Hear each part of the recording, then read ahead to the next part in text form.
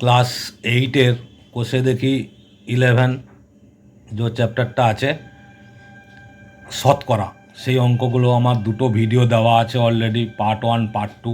এবার আমি পার্ট 3 দেখাচ্ছি।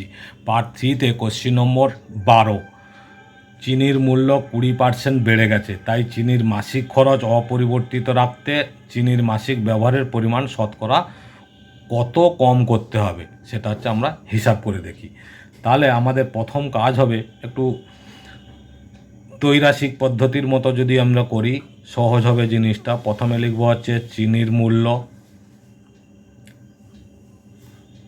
মূল্য আর লিখব চিনির পরিমাণ। একটা হচ্ছে মূল্য আর একটা হচ্ছে পরিমাণ, চিনির পরিমাণ। ঠিক আছে, চিনির পরিমাণ।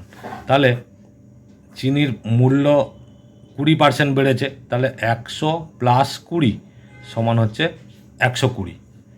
চিনির পরিমাণ 100 একক ধরে নেবো আমরা, কারণ কোনো একক বলা নেই যেহেতু একক।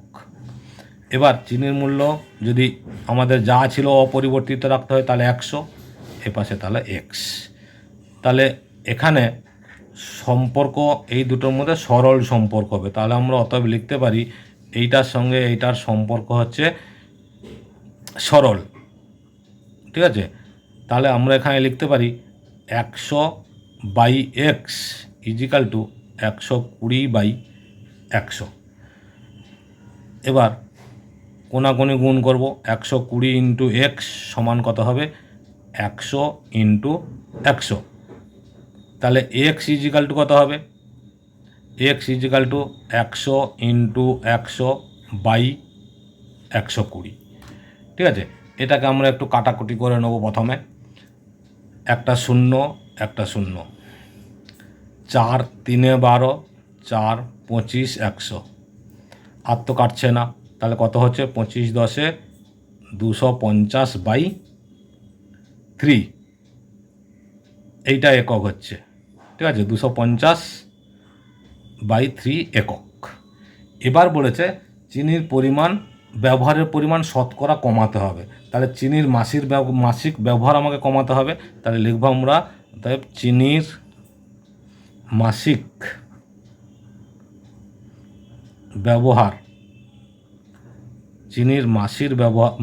ব্যবহার কমাতে হবে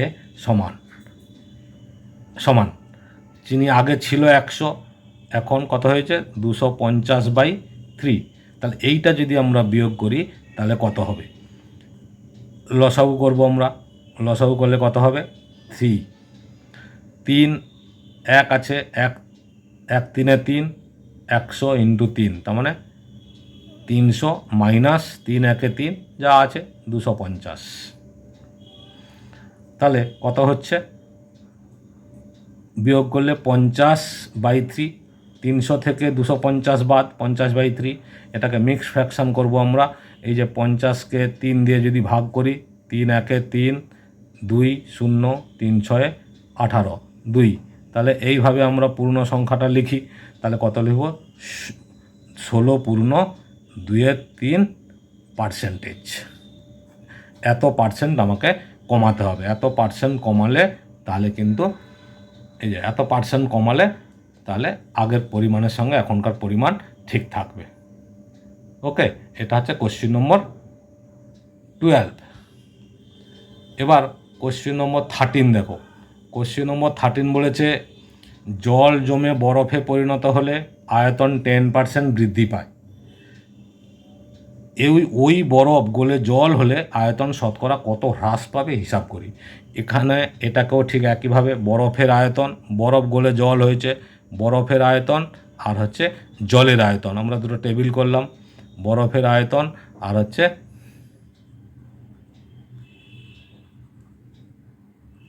বরফের আয়তন জলের আয়তন। ঠিক আছে, তাহলে বরফ 10% বৃদ্ধি পেয়েছে, তাহলে এটাকে আমরা লিখব 100 প্লাস 10 সমান হচ্ছে 100 প্লাস 10 110। তাহলে জলের আয়তন তখন হবে 100। আবার সেই পরিমাণ ঠিক রাখতে গেলে, আয়তন ঠিক রাখতে গেলে এখানে 100 এখানে এক্স, এই দুটোর মধ্যে সম্পর্কও সেই একই সরল সম্পর্ক। তাহলে আমরা লিখতে পারি অতএব 100/x ইজিক্যাল টু 110/100 মানে সলভ করবো, সমাধান করব। তাহলে কোনাকুনি গুণ করব, 110 into x equal to 100 into 100, 110, 100, 100 এই কোনাকুনি গুণ করব। তাহলে এটা তো আমাদের 110/100, কোনাকুনি গুণ করলে 110 ইজিক্যাল টু 100 ইন্টু 100। তাহলে এক্স ইজিক্যাল টু কত হবে, 100, একটা শূন্য, আচ্ছা ঠিক আছে। তাহলে 100 ইন্টু 100 বাই 110, ঠিক আছে, একটা শূন্য একটা শূন্য। তাহলে কত থাকলো, থাকছে 1000/11। এক সমান এই পরিমাণটা হচ্ছে। এবার আমাকে কি হচ্ছে, আয়তন হ্রাস পেয়েছে, জলের আয়তন। তাহলে আমি একইভাবে লিখব কি, যে বরফ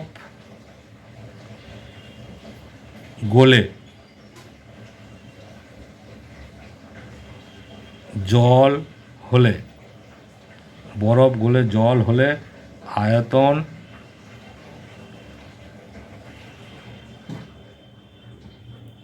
হ্রাস পাবে। আয়তন কতটা হ্রাস পাবে, আগে ছিল হচ্ছে 100, এখন হয়েছে 1000/11। এটাকে আমরা ভগ্নাংশের যোগ বিয়োগ করব, সমান চিহ্ন দিয়ে লসাগু হবে 11, 11কে 100 দিয়ে গুণ করলে 1100 মাইনাস 1000, মানে এখানে 1 আছে, 1 দিয়ে ভাগ করলে 11 হয়, 11-র সঙ্গে 100 গুণ, 1100 ইন্টু এত। তাহলে কত হচ্ছে, 100/11, 100/11। এটাকেও ঠিক মিক্সড ফ্র্যাকশানে করব, মানে পূর্ণ সংখ্যা ভেঙে নেব, মিশ্র ভগ্নাংশে যেটাকে বলা হয়। 11 9 99, 100 আছে, তার মানে 100কে আমরা 11 দিয়ে ভাগ করব, 11 9 99, কত নামলো 1। তাহলে কত হচ্ছে, 9 পূর্ণ, ঠিক এইভাবে 9 পূর্ণ 1-এর 11, 9 পূর্ণ 1-এর 11%, ঠিক আছে, 9 পূর্ণ 1-এর 11%, এটাই হচ্ছে আমাদের অ্যান্সার। তাহলে এই পরিমাণটা হ্রাস পাবে, ঠিক আছে। 12, 13 হয়ে গেল। এবার হচ্ছে 14 যে অঙ্কটা দেওয়া আছে, উৎপলবাবু অধিক ফলনশীল ধান বীজ ব্যবহার করায় ধানের ফলন 55% বৃদ্ধি পেয়েছে, কিন্তু তার জন্য চাষের খরচ 40% বেড়েছে। আগে উৎপলবাবু তার জমিতে 1200 টাকা খরচ করে 3000 টাকা ফলন পেতেন। এখন জমিতে অধিক ফলনশীল ধান বীজ ব্যবহার করায় তার আয় কত পরিমাণ বাড়বে না কমবে সেটা হিসাব করতে হবে। তাহলে প্রথমেই আমাকে কত খরচ হয়েছে, এই যে 55% খরচ বৃদ্ধি পেয়েছে, মানে ফলন বৃদ্ধি পেয়েছে, খরচ বৃদ্ধি পেয়েছে 40%, সেই পরিমাণটা আগে আমি বের করব। তাহলে এখানেও সেই একইভাবে আমরা লিখব উচ্চ ফলনশীল ধান ব্যবহারের। তাহলে এখানে লিখব ধান উচ্চ ফলনশীল ধান বীজ, উচ্চ ফলনশীল ধান বীজ ব্যবহারের আগের খরচ। আর এপাশে লিখব বর্তমান খরচ।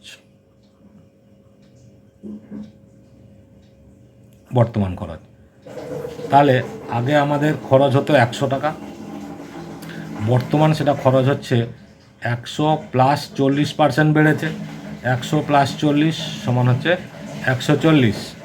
এ পাশে যদি 1200 হয় তাহলে 1200 টাকা খরচ করেছিল, এ পাশে কত হবে, এক্স। এও সরল সম্পর্ক, অতএব আমরা লিখতে পারি 140/x ইজিক্যাল টু 100/1200। কোনাকুনি গুণ করলে কী হবে, 100 into x equal to 1200 into 140। তাহলে এক্স সমান 1200 ইন্টু 140/100, একটা শূন্য দুটো শূন্য, একটা শূন্য দুটো শূন্য। এবার তাহলে কত হচ্ছে, 14 দিয়ে গুণ হবে, 14 শূন্য শূন্য, 14 দিয়ে 28, 2, 14 একে 14, 2 16। 1680 টাকা। এইটা হচ্ছে বর্তমান খরচ। ঠিক আছে, এবার ওহো, এটা আগের বর্তমান খরচ। এবার আমরা লিখব আগের ফলন। ফলনটা তো বৃদ্ধি পেয়েছে 55%। তাহলে আবার একটা আমরা টেবিল করব,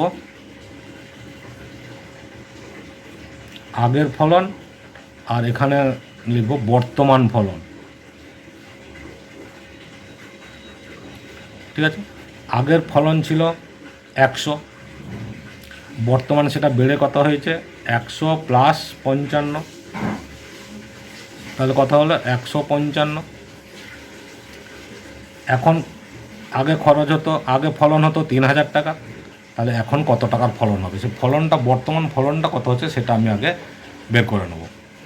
ঠিক আছে, তাহলে এখানেও ঠিক সরল, একইভাবে সেই সরল সম্পর্ক হচ্ছে, এখানে সব অঙ্ক সরল সম্পর্ক হবে।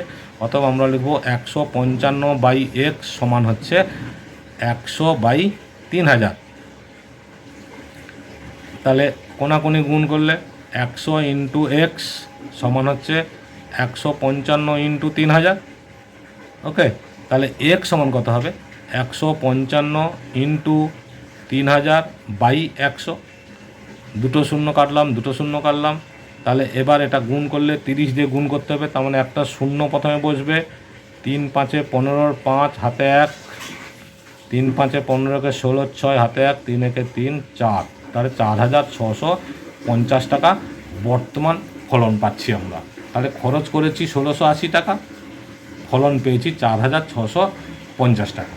ওকে, তাহলে এবার আমাকে দেখতে হবে আগে উৎপলবাবুর আয় কত হতো। এখানে লিখব আগে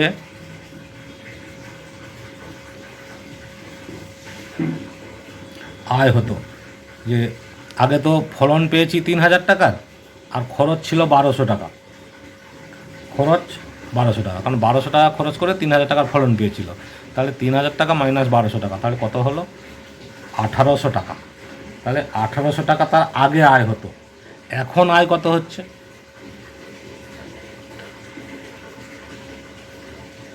এখন আয় হচ্ছে 4650 টাকার। এই যে 4650 টাকার ফলন পেয়েছি, আর খরচ হয়েছে 1680 টাকা। এই যে উপরে আছে দেখো, এই যে 1680 টাকা খরচ হয়েছে, এইটা খরচ হয়েছে আর এইটা আয় হয়েছে। তাহলে এই দুটো থেকে মাইনাস করলে এখন বর্তমান আয় কত হয়েছে সেটা আমাদের বেরিয়ে যাবে।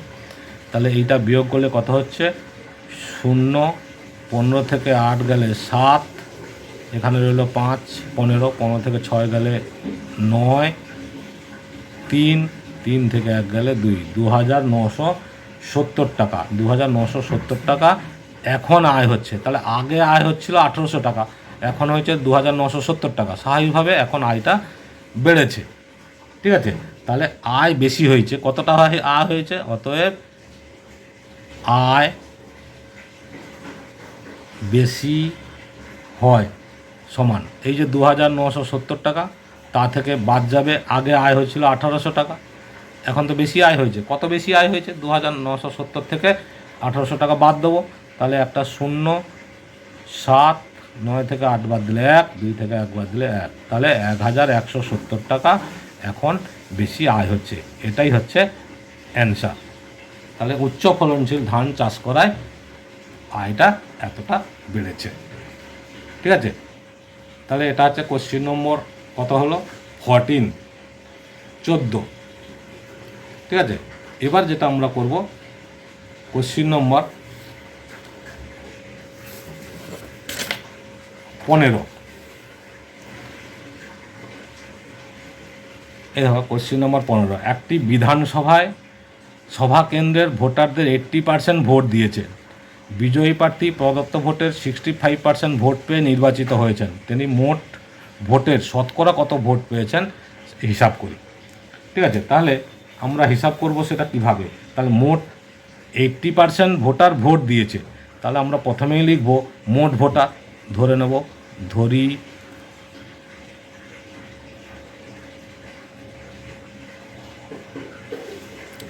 মোট ভোটার সমান 100 জন। তাহলে ভোট দিয়েছে কতজন, ভোট দিয়েছে 100 জন নয়, ভোট দিয়েছে 80% ভোট দিয়েছে, তাহলে ভোট দিয়েছে 80 জন।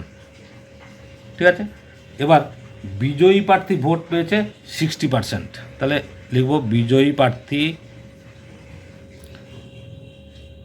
ভোট পেয়েছে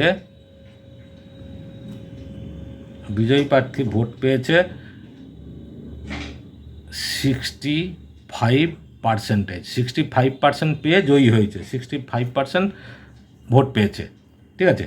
তাহলে এই যে বিজয়ী প্রার্থী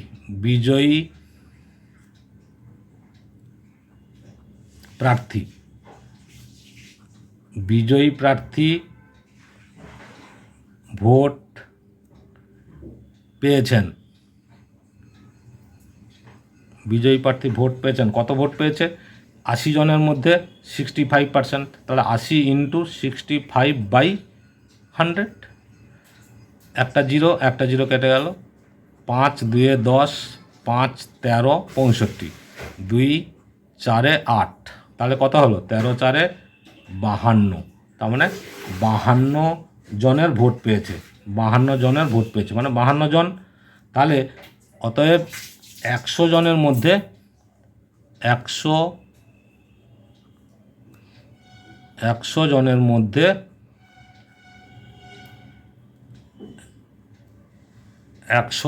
মধ্যে 52 জনের ভোট পেয়েছেন, ঠিক আছে। 100 জনের মধ্যে 52 জনের ভোট পেয়েছে, অতএব তিনি মোট ভোটের 52%, 100 জনের মধ্যে 52 মানে 52% ভোট পেয়েছেন, ঠিক আছে। এটাই হচ্ছে অ্যান্সার। তাহলে কোশ্চিনটা ছিল কি, তিনি মোট ভোটের শতকরা কত ভোট পেয়েছেন হিসাব করি। 52% ভোট পেয়েছেন, ঠিক আছে। এবার কোশ্চিন নম্বর 16 বলা হয়েছে, দেখো, এবছর নন্দলাল উচ্চ মাধ্যমিক বিদ্যালয়ে পরীক্ষার্থীদের 80% বাংলায়, 70% অঙ্কে, 65% উভয় বিষয়ে A+ পেয়েছে। পরীক্ষার্থীর সংখ্যা যদি 120 জন হয়, তবে হিসাব করে দেখি, নাম্বার 1, কতজন পরীক্ষার্থী উভয় বিষয়ে A+ পেয়েছে? শুধু বাংলায় A+ পেয়েছে কতজন? শুধু অঙ্কে A+ পেয়েছে কতজন? আবার উভয় বিষয়ে A+ পায়নি কতজন? সেটা আমাকে হিসাব করতে হবে। তাহলে প্রথমে আমি ধরে নিচ্ছি না, এখানে তো দেওয়াই আছে পরিষ্কার, মোট পরীক্ষার্থী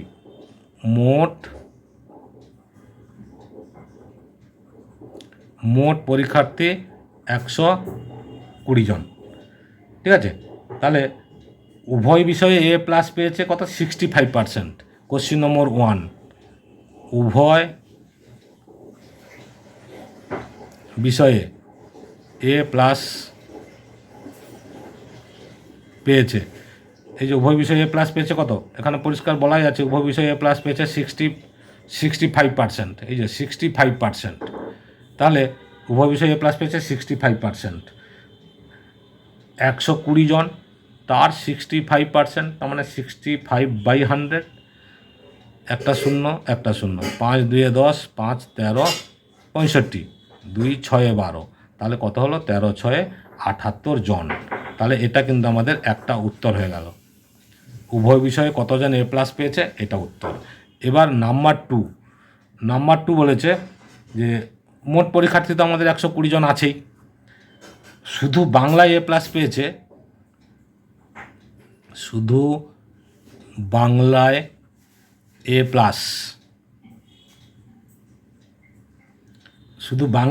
পেয়েছে কতজন?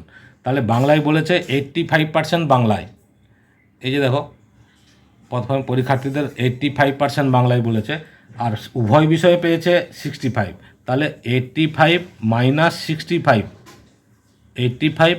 65% সমান হচ্ছে 20% শুধুমাত্র বাংলায় A+ পেয়েছে। কারণ এরা তো 65% তো উভয় বিষয়ে বাংলায় A+ পেয়েছে, তাহলে উভয় বিষয় বাদ দিয়ে দিলে যেটা থাকবে সেটা শুধুমাত্র বাংলায়, অর্থাৎ বাংলায় A+ পেয়েছে, তাহলে কতজন? অর্থাৎ লিখব শুধু বাংলায় এ প্লাস পেয়েছে, এই যে 20% হলো, তাহলে 120 ইন্টু 20%, 20/100, একটা শূন্য একটা শূন্য একটা শূন্য আর একটা শূন্য, তাহলে কত হলো 12 দিয়ে 24 জন। তাহলে শুধু বাংলায় এ প্লাস পেয়েছে কতজন, এই যে শুধু কথাটা লেখা আছে এটার উপর কিন্তু জোর দিতে হবে, শুধু বাংলায় এ প্লাস পেয়েছে 24 জন, এটা আমাদের আর একটা অ্যান্সার। এবার কোশ্চিন নম্বর 3, কোশ্চেন নম্বর 3তে বলেছে অঙ্কে 70% এ প্লাস পেয়েছে, ঠিক আছে, অঙ্কে 70% এ প্লাস পেয়েছে, তাহলে আমরা লিখব শুধু অঙ্কে, শুধু অঙ্কে এ প্লাস পেয়েছে, অঙ্কে এ প্লাস পেয়েছে 70%, তাহলে উভয় বিষয়ে 65%, তাহলে 70 মাইনাস 65%, তার মানে শুধুমাত্র বাংলায় আর শুধুমাত্র অঙ্কে এ প্লাস পেয়েছে কত 5%, বাকিরা তো উভয় বিষয়ে 65% তো উভয় বিষয়, উভয় বিষয় বাদ দিলে যেটা থাকবে সেটা শুধুমাত্র অঙ্কে, ঠিক আছে, তাহলে 5%। এবার আমরা লিখব শুধু অঙ্কে এ প্লাস পেয়েছে এই যে 5%, 120 জনের মধ্যে, তাহলে 120 ইন্টু 5/100, একটা শূন্য একটা শূন্য, 5 2 10, 2 6 12, 5 2 10, 2 6 12, তাহলে কত হলো 6 জন, তার মানে 6 জন শুধুমাত্র অঙ্কে এ প্লাস পেয়েছে, তাহলে এটা একটা অ্যান্সার নাম্বার 3। এবার নাম্বার 4 বলেছে এ প্লাস পায়নি কতজন, 4 নম্বর কোশ্চিন যেটা দেওয়া আছে উভয় বিষয়ে এ প্লাস পায়নি কতজন, কোশ্চিন নম্বর 4, তাহলে উভয় বিষয়ে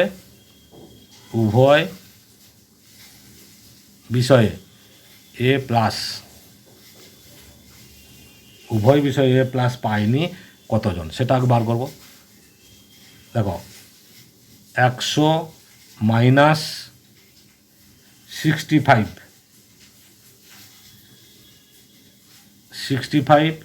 মাইনাস 20 মাইনাস 5, মোট 100%, তা থেকে 65% উভয় বিষয়ে পাস এ প্লাস পেয়েছে, 20% বাংলায় এ প্লাস পেয়েছে শুধু, আর অঙ্কে শুধু 5, তাহলে সবগুলো আমরা মাইনাস করব কত 100 থেকে, তাহলে এটা কত হচ্ছে 100 মাইনাস 5 5 10 0, হাতে 1 3 6 9, তাহলে কত হলো 10% উভয় বিষয়ে এ প্লাস পায়নি, ঠিক আছে, অতএব